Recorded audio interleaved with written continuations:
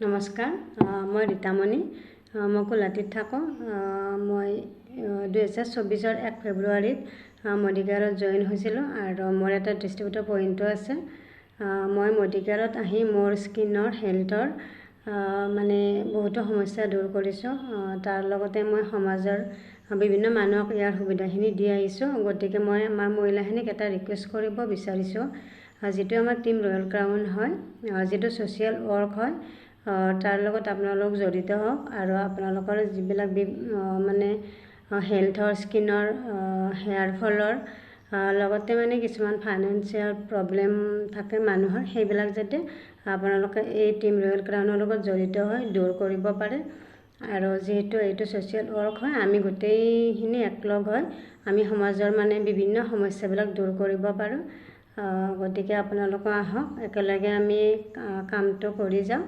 আৰু কি হয়, মই যিহেতু ঘৰৰ পৰা কৰি আছোঁ, মোৰ কোনো অসুবিধা হোৱা নাই ইয়াত। গতিকে আপোনালোকে আহক, একেলগে আমি কামটোত সহায় সহযোগিতাৰে আমি আগবাঢ়ি যাওঁ।